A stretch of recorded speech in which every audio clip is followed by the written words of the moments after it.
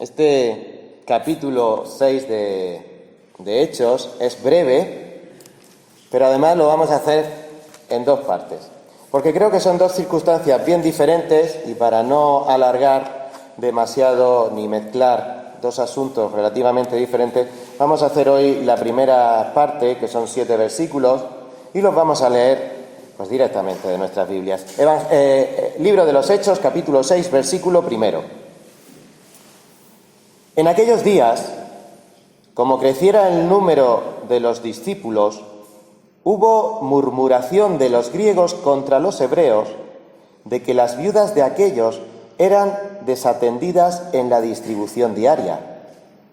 Entonces, los 12 convocaron a la multitud de los discípulos y dijeron: «No es justo que nosotros dejemos la palabra de Dios para servir a las mesas. Buscad, pues, hermanos, de entre vosotros a 7 varones de buen testimonio, llenos del Espíritu Santo y de sabiduría, a quienes encarguemos de este trabajo. Y nosotros persistiremos en la oración, en el ministerio de la palabra». Agradó la propuesta a toda la multitud, y eligieron a Esteban, varón lleno de fe y del Espíritu Santo, a Felipe, a Prócoro, a Nicanor, a Timón, a Parmenas y a Nicolás, prosélito de Antioquía, a los cuales presentaron ante los apóstoles, quienes, orando, les impusieron las manos. Y crecía la palabra del Señor, y el número de los discípulos se multiplicaba grandemente en Jerusalén. También muchos de los sacerdotes obedecían a la fe. El Señor bendiga su palabra, y como veremos, hay muchos detallitos que pueden pasar desapercibidos. Esta mañana voy a intentar dar ahí un pequeño visual de todos estos 7 versículos. Y una de las cosas que me ha llamado la atención es que en la Iglesia las cosas en orden. En la Iglesia las cosas en orden, siempre en orden, todo. Vamos a ver qué es lo que estaba ocurriendo. Nos dice que en aquellos días, como creciera el número de los discípulos, hubo murmuraciones entre los griegos y los hebreos. ¿Qué es esto? ¿Cómo que griegos y hebreos? Pues nos tenemos que ir al contexto histórico de aquella época y al contexto de la nación de Israel y a la nación de Judá, a los judíos, porque esto nos lleva a unos cuantos siglos atrás. Nos lleva a la diáspora. ¿Qué es eso? La dispersión del pueblo de Dios. Primero, por disposición de los reyes de Asiria, que se llevó a los reinos del norte, al reino del norte, y como 150 años después vendría el reino de Babilonia y dispersó a los de Judea, al reino del sur. ¿Esto qué quiere decir? Que a lo largo de esos años, hasta que nos encontramos en esta situación, el pueblo de Dios había sido dispersado por todo el mundo conocido. Pero parte de este pueblo, buena parte de este pueblo, había mantenido sus principios. Muchos de ellos habían prosperado, y cuando Ciro dijo: «¿Podéis volver?», dijeron: «No, nos quedamos donde estamos». Un pueblo que había perdido su idioma materno, que habría perdido incluso su cultura, que prosperaron y dijeron: «Yo estoy bien donde estoy». Pero parte de ese pueblo quiso también mantener sus raíces y su religión y su vida como pueblo de Dios. Y tuvieron la oportunidad de volver y tampoco volvieron. Y se mantuvieron en esas zonas de la dispersión, ya como pueblo judío.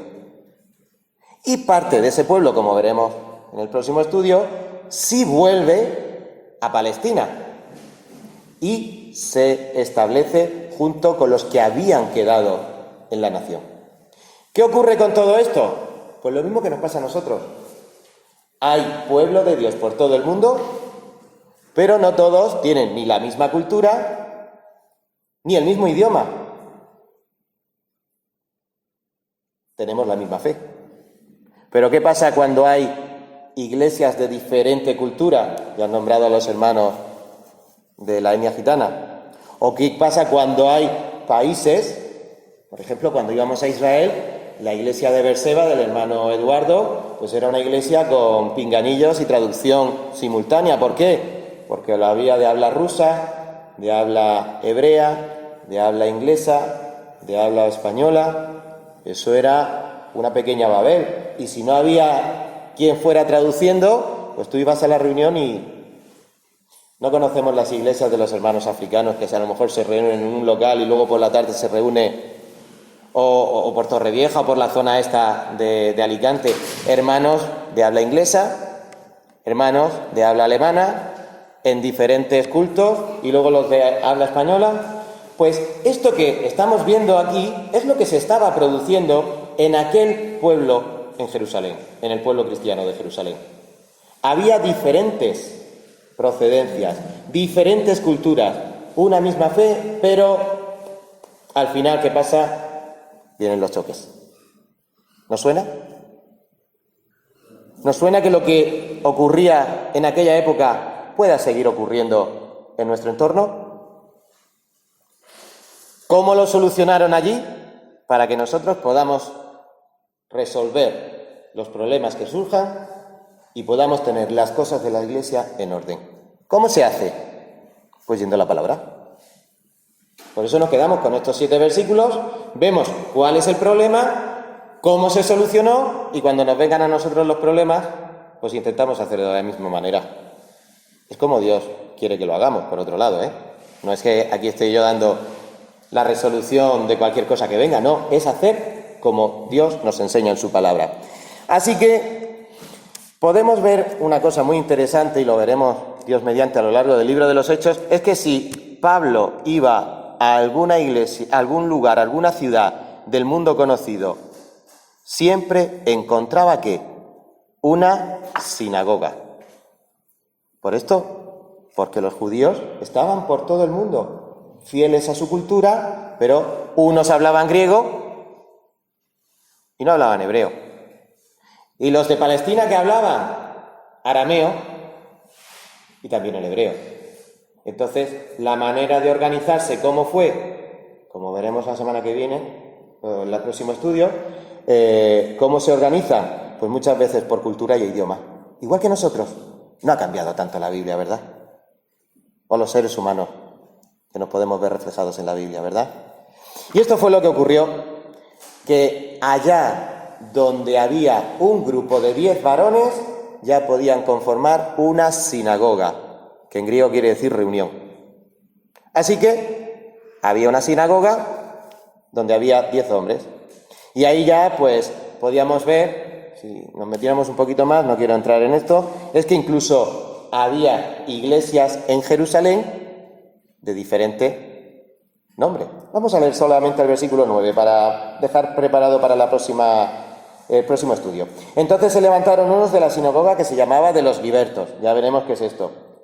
Y de los de Cirene, y los de Alejandría, y de los de Cilicia, y los de Asia. Pues es un mapa y empezar a colocar esos sitios.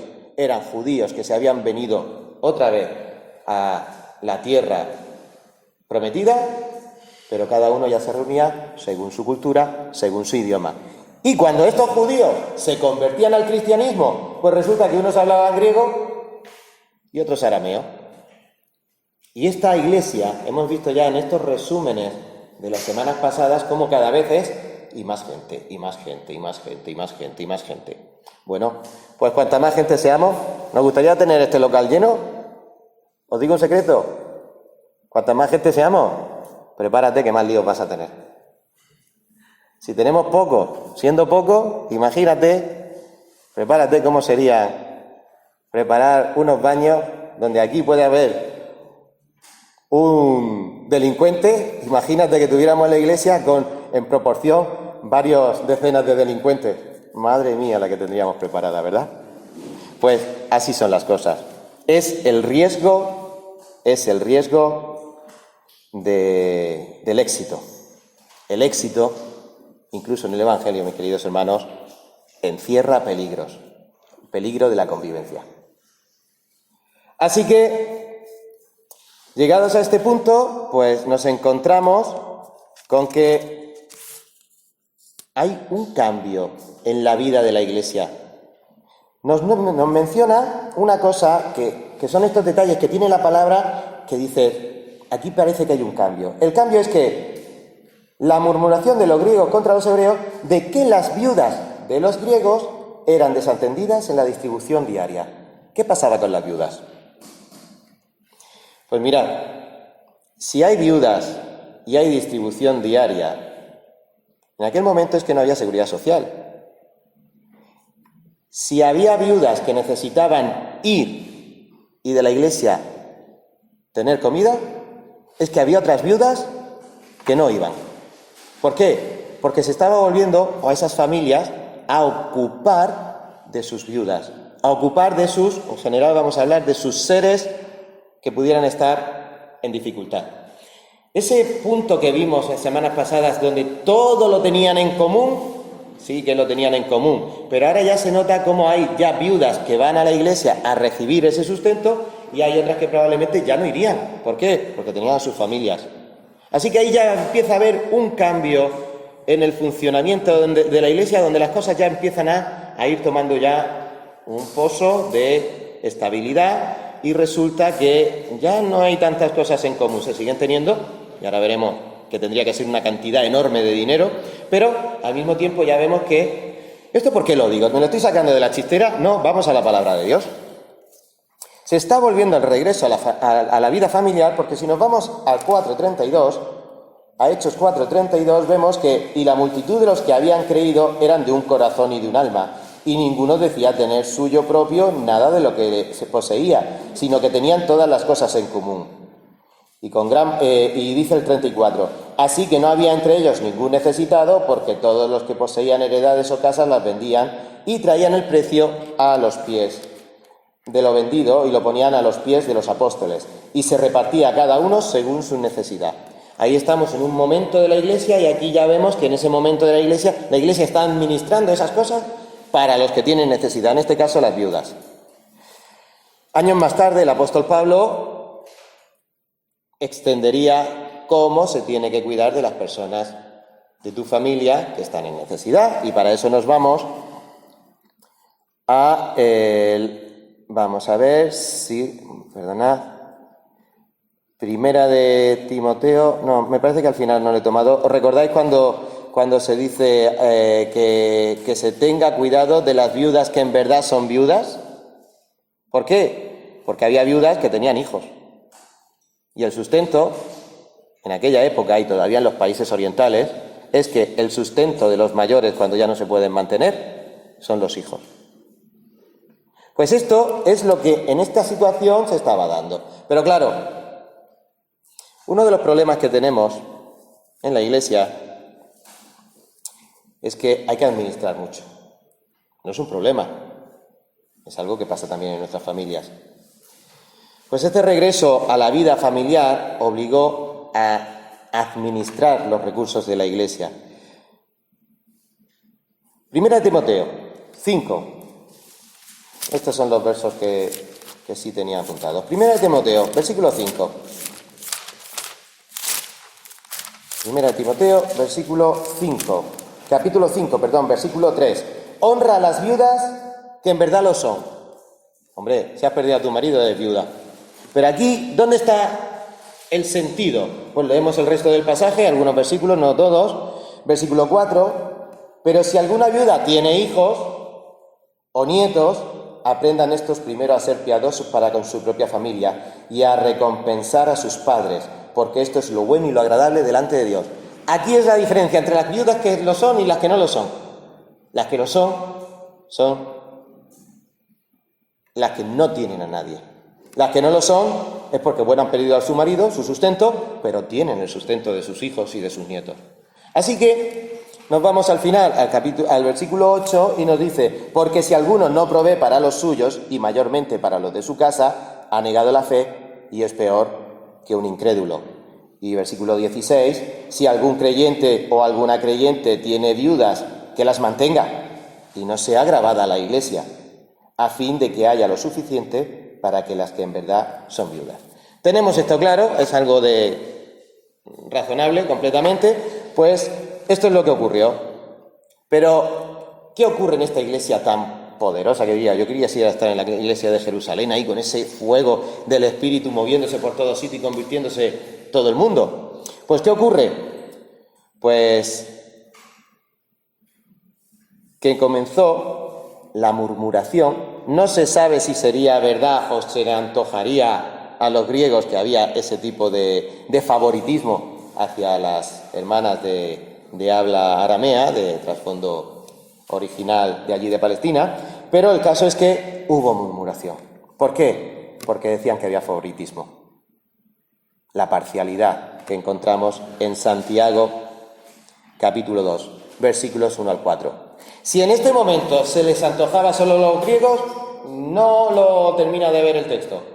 Pero desde luego que esto fue un proceder, desgraciadamente, habitual en la época de la primera iglesia, también.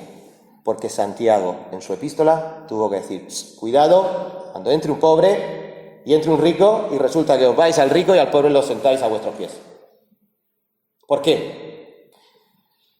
Porque en la iglesia tenemos una característica, la iglesia, el ser humano en general, nos gusta tender a patinar, al patinaje, a equivocarnos cuando estamos en relación con otras personas. Las murmuraciones, esto no podía ser bueno. Así que ante este problema que surge, ya empieza este grupito a hablar con el otro grupito, que si sí, que si no me junto. ¿Qué hubo que hacer? Cortar por lo sano. ¿Con qué? Como vamos a ver. Siempre que ocurra esto en la iglesia, hermano, hay que hacerlo inmediatamente, antes que de la cosa vaya a mayores. ¿Lo podemos hacer en nuestra familia? Muy bien, hazlo.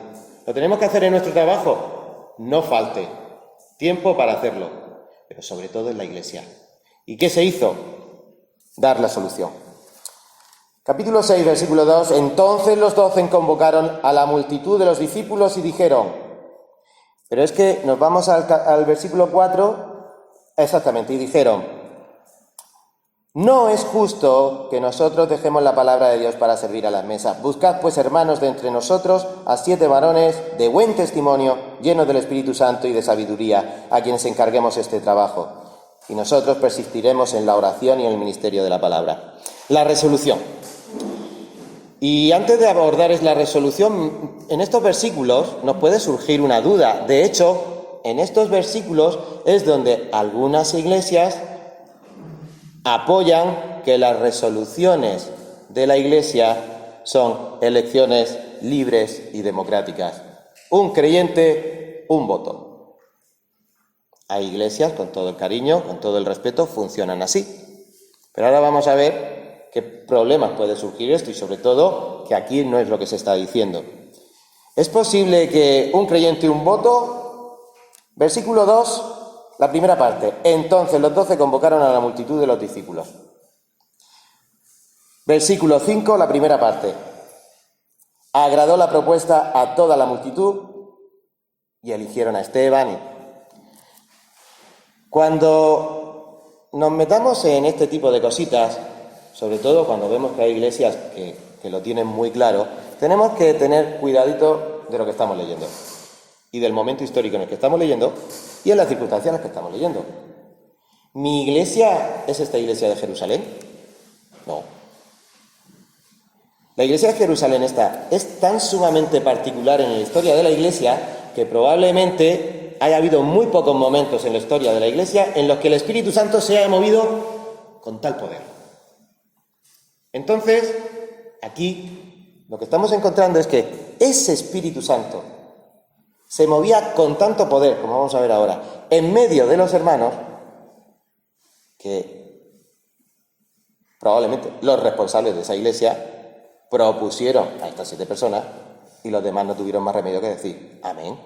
Estaban todos de acuerdo, pero en ningún momento nos dice que metieran en la papeleta yo voto por esto y yo voto por otro. No, se está diciendo que en ese momento que el poder del Espíritu Santo estaba llevando la iglesia hacia adelante, pues todo el mundo estaba de acuerdo. Como estaba de acuerdo en poner todas las cosas en común a los pies de los apóstoles, como estaban de acuerdo en reunirse todos los días, como nos hablaba Domingo la semana pasada, en el templo, todos los días. ¿Culto todos los días? Algunos de los clásicos, como decía Gonzalo, de los que somos creyentes de hueso amarillo de las iglesias, todos los días, por favor. Si cuando teníamos 2 cultos los domingos, 3, acabábamos. Bueno, pues esto es así. Esto es así. Así que, si os queda la duda, ya hablaremos, porque el libro de los Hechos ya habla del gobierno de la Iglesia, y también, ahí tenéis en YouTube, tenéis también la base doctrinal de la Iglesia, donde ya abordamos el tema del gobierno de la Iglesia. Pero bueno, era solo esta duda. ¿Qué es lo que dicen los apóstoles? No es justo que nos pongamos nosotros a servir las mesas cuando tenemos que administrar la palabra de Dios. ¿Hay trabajos de segunda en la Iglesia? ¿Hay trabajos de segunda en la Iglesia? No. No hay ningún trabajo que sea de segunda categoría en la Iglesia. Y entonces los que están en la primera categoría hacen los trabajos de la primera división y los que están un poquito por abajo que hagan los trabajos de la segunda división. Eso no es bíblico. Lo que sí es bíblico es entender que hay trabajos prioritarios y trabajos de importancia. Los trabajos prioritarios eran lo que encontramos en Hechos capítulo 1, versículo 8, respecto a los apóstoles. ¿Cuál tenía que ser la prioridad de los apóstoles? 1:8. Pero recibiréis poder de lo alto cuando haya venido sobre vosotros el Espíritu Santo, y me seréis testigos en Jerusalén, en Judea, en Samaria y hasta lo último de la tierra. Versículo 21 de este mismo capítulo.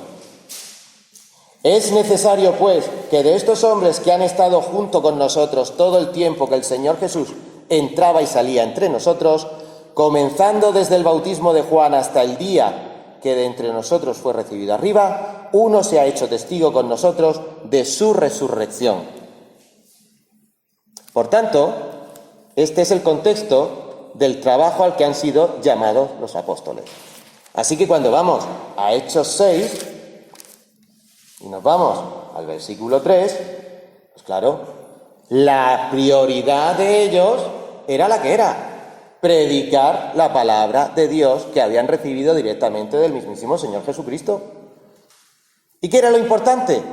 Pues importante era también darle de comer a las viudas y darles bien a todos los necesitados.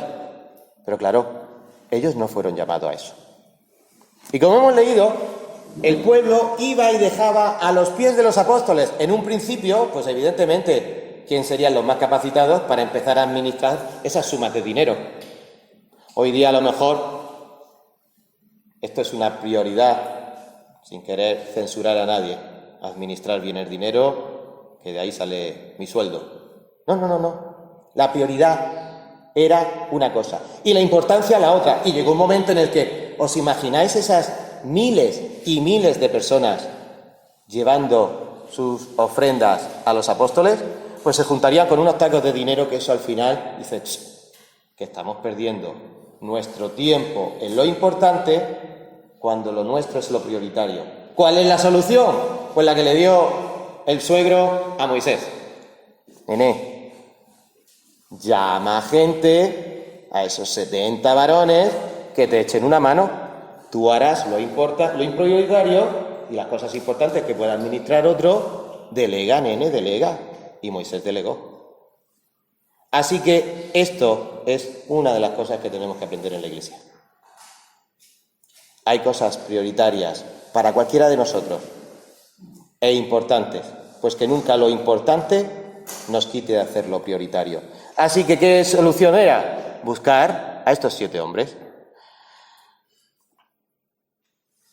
Ernesto Trenchard fue un gran maestro de la palabra y tiene un libro de estudio de Hechos de los Apóstoles, donde voy aquí picando un poquito de aquí y allá. Él dice que no le gusta llamar a estos hombres diáconos tanto como administradores, porque realmente luego, aunque hay de algunos que no sabemos nada, pero de otros dijimos, bueno, estos no se quedaron diáconos, estos se quedaron en predicadores de la palabra de primerísima división. O sea que esto es algo puntual para solucionar este problema puntual. Así que él les llama administradores. Vamos a ver, pues fueron durante un tiempo los 7 administradores de esas grandes cantidades de dinero para que a la hora de servir las mesas hubiera una condición justa, sin parcialidad y sin murmuración. Y estos 7 hombres, pues realmente pues nos enseña lo poquito que se dice aquí, nos enseña mucho a cómo debemos ser nosotros administradores de lo que Dios pone en nuestras manos. No me refiero al dinero, administradores de los dones que Dios pone en nuestras manos, administradores de la comisión, de la gran comisión que Dios ha puesto en nuestras manos.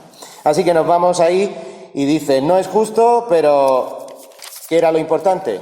Pues buscad de entre vosotros 7 administradores. Vamos a leer cómo tenían que ser. 7 varones de buen testimonio, llenos del Espíritu Santo y de sabiduría, a quien carguemos este trabajo. Administradores. ¿Cómo tenía que ser el testimonio de estos hombres? Pues igual que tiene que ser el nuestro. Tito, capítulo 1, entre otras lecturas, también la encontramos en Timoteo, pero bueno, Tito, capítulo 1. Esto es muy importante, mi hermano, para que no nos llame a error. Tito, capítulo 1, versículo 6, la primera parte. Está hablando de cómo tiene que ser un anciano responsable de la iglesia. Tiene que ser irreprensible. Bueno, eso es para los ancianos. ¿Cómo? Irreprensible está hablando de una persona que en su testimonio público no se le puede señalar nada en contra. ¿Solo tiene que ser de los ancianos? Hombre, ¿cuántas veces se nos tendría que caer la cara de vergüenza cuando a lo mejor en nuestro trabajo o en nuestra vida diaria o en la cola del súper, la señora que te ha pisado el callo y te has volado, que se ha colado? Irreprensible. El testimonio público, como veremos también con Esteban, tiene que ser algo que no pueda haber nada que te señale. Y eso tiene que ser todos los creyentes. Y en este caso, no eran ancianos de la iglesia, está hablando de 7 administradores de las mesas, tenían que ser irreprensibles, un testimonio público que no se pudiera señalar. Otra cosita, el Espíritu Santo, llenos del Espíritu Santo. ¿Tocamos ese tema? La llenura del Espíritu Santo, vamos a tener. Yo en lugar de pegarnos una sesión entera sobre lo que significa, pues como vamos a hacer Hechos, Dios mediante, pues veremos un poquito qué es esto de la llenura del Espíritu Santo. Y en este contexto, pues nos podríamos ir también a Efesios capítulo 5, Epístola de los Efesios, jóvenes que las estáis dando, ya llegaréis aquí. Efesios capítulo 5, versículo 18 nos dice: no os embriaguéis con vino, en lo cual hay disolución, antes bien, sed llenos del Espíritu.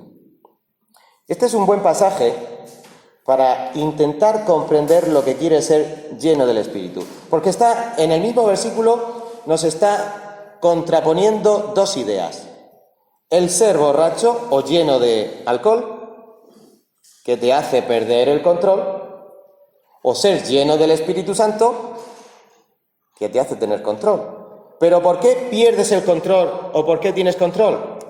Porque el alcohol te puede gobernar y el Espíritu Santo te quiere gobernar, te quiere dirigir. Así que en la llenura del Espíritu Santo no es que se me salga el Espíritu Santo por las orejitas después de que alguien ¡pum! O en un momento especial, estoy en un momento que me salgo del Espíritu Santo. No, la llenura del Espíritu Santo es reconocer que nuestro servicio a la palabra, de la palabra de Dios en la Iglesia, está dirigido por el Espíritu Santo. Así que cada vez que nos vayamos a sentar a hacer lo más mínimo, que es importante, o lo más grande, que es hablar a otro de la salvación en Cristo Jesús, tenemos que, por un lado, ser irreprensibles, tener un buen testimonio, y eso es cada uno preguntarse: ¿cómo es mi testimonio? Y que reconocer que sea el Espíritu Santo el que me gobierna, no el ratito de estar aquí sentado, jajajiji, sino realmente el Espíritu me gobierna, porque entonces soy lleno del Espíritu Santo. Y en tercer lugar, sabios, evidentemente, no neófitos. va a repetir Pablo más adelante, hablando de las personas que tienen que tener responsabilidad, no un neófito. Sabio. ¿Cómo puedo ser sabio, Daniel? Yendo a la sabiduría. Yendo a la sabiduría. Si no... Pero bueno, si esto se lo tenían que dar de comer. Yo recuerdo cuando estaba en el campamento en Águila y a algunos nos tocaba recoger las mesas, poner las mesas. No tenías que ser muy sabio, más cuando eres un adolescente. Y más cuando estabas enamorado de la que iba a ser tu mujer y ese año no dabas pie con bola ni para abrir la Biblia. Te hablaban, dime algo de San Juan. Y tú le hablabas, sí, los melocotones este año están un poco insípidos. No, no te he preguntado eso. Es igual, contigo pan y cebolla. Y esa era la... No. Aquí se habla de ser sabio en el momento de ser sabio cuando uno empieza a trabajar con esto. Así que enhorabuena por esos sábados y le pediremos al Señor animaros a vosotros y pedir vuestra perseverancia. Pero llenos del Espíritu Santo, dirigidos por el Espíritu Santo, sabios en la sabiduría de la palabra y, por supuesto, de buen testimonio. Y eligieron a 7. Me diréis, si se pide eso, no hay nadie que pueda hacer nada en la iglesia. Tranquilos, la palabra de Dios tiene respuesta también para eso. Cualquiera no puede hacer de cualquier manera las cosas de la iglesia, pero todos los creyentes sí tenemos que hacer, porque hay que hacerlo, pero no de cualquier manera. En este caso, pues nos vamos a 1 Corintios 11, capítulo 11, versículo 28, y una de las recomendaciones que está dando ahí a Pablo para los que se le estaba yendo la cabeza a la hora de tomar de la Santa Cena, pues él hace una recomendación que a veces lo leemos y esos detallitos que pasamos de largo. Por tanto, cuando está poniéndoles de frente de los símbolos y decir, haced esto como se tiene que hacer, dice, por tanto, pruébese cada uno a sí mismo. Y eso lo leíamos aquí, yo recuerdo cuando era jovencito, y decías, bueno, pues hoy me pruebo antes de tomar el pan, y como no estoy muy bien, hoy no lo tomo. No, aquí lo que está diciendo, pruébese cada uno a sí mismo y coma así del pan. Pruébate, mira cómo estás con el Espíritu, mira cómo estás de sabiduría, mira cómo es testimonio. Corrige lo que tengas que corregir y trabaja, que para eso nos ha puesto el Señor en la iglesia. Y si necesito ayuda, la pido. Pero corrige lo que tienes que corregir y a trabajar, que para eso nos ha llamado el Señor, a las cosas importantes y a las cosas imprescindibles. Y eligieron a 7. ¿Y sabéis a qué 7 eligieron para quitar las murmuraciones? Pues solo hay que leer los nombres. Y dicen, anda, si son 7 griegos, si son 7 nombres griegos, ¿qué quiere decir? Que eran hermanos judíos convertidos al cristianismo, pero de origen de la diáspora. Eran griegos, a lo mejor no hablaban ni siquiera el arameo.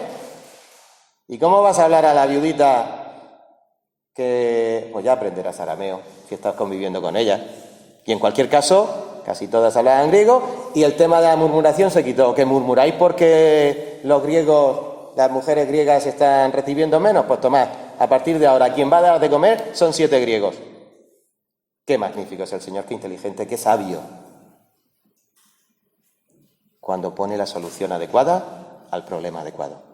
7 griegos. ¿Cómo fueron estos 7 griegos? Pues nos habla un poquito de Esteban, lleno de fe y del Espíritu, ahondando más. Y sobre todo lo pone en el principio, porque como veremos más adelante, es que este fue no solo un administrador, este fue un gran hombre de Dios y el primero que dio su vida por Cristo. Y luego tenemos a Felipe, no se dice nada de Felipe, bueno, el gran evangelista. Este sería, no sé si hoy llenaría estadios de fútbol, no lo sé, pero llenaría el cielo de almas para Dios. Y eso es lo importante. Y luego, pues, Prócoro, su madre le querría para ponerle este nombre. Bueno, pues en aquella época pues sería un nombre tan bonito como Paco. O Miguel. Claro. Parmenas. Digo, Parmenas, Parmenas, Parmenás. Pues según donde vaya la tilde, son 3 sílabas. Pues como acaba en S, es una palabra llana. Toma ya. Todavía me acuerdo. Y estos 7 hombres, que no eran cualquier hombre, porque no iban a hacer cualquier cosa en la obra de Dios, eran los hombres idóneos para que en ese momento se dedicaran a eso. Y luego ya veremos que se dedicaron a otras muchas cosas que fueron prioritarias en su vida. Pero en el momento de hacer algo importante, lo hicieron. ¿Qué hicieron? Imponerle las manos. ¿Nos metemos también en el jardín de imponerle manos? Ya veremos poquito a poco otros versículos que hay a lo largo de Hechos para poder entender. Pero bueno, según el doctor Bruce, que fue un gran historiador y erudito de la palabra de Dios, por los estudios que hay sobre este tema, pues él decía: creemos en el sentido fundamental que la imposición de manos en las Escrituras no es la transferencia de ningún don, ni la admisión de un candidato a una categoría superior. Eres un pobre, eres aquí de un hermanito de a pie, ahora te voy a nombrar lo que sea, pues venga, te impongo las manos y ya subes de categoría. No. Ni es la administración de ningún don en especial, ni candidato a una categoría superior.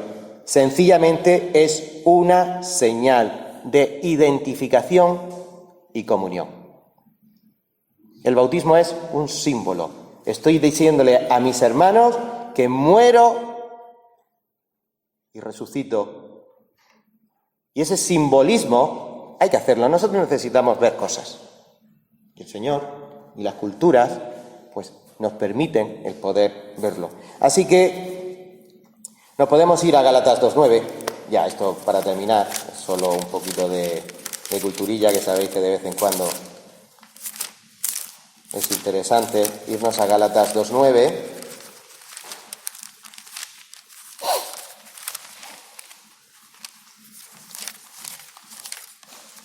Y nos dice la palabra: y reconociendo la gracia que me había sido dada, Jacobo, Cefas y Juan, que eran considerados columnas, nos dieron a mí y a Bernabé la diestra en señal de compañerismo. No es tanto la imposición de manos en este caso como de una manera física, de una manera que se pudiera ver. Dijeron: mira, que los apóstoles les están dando a Pablo y a Bernabé la mano. Somos compañeros, lo que nosotros hacemos, vosotros lo vais a hacer ahora en otro lugar.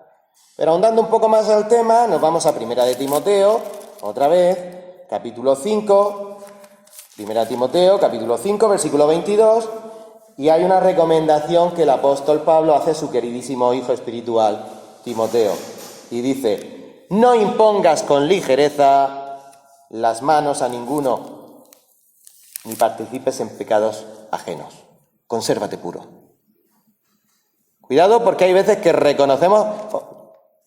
Vamos a llevarlo a nuestra cultura. Yo por pongo la mano en el fuego. Contrátalo, que esto es una persona. ¿Y luego qué hacen? La cara, ¿verdad? ¿A que lo notamos?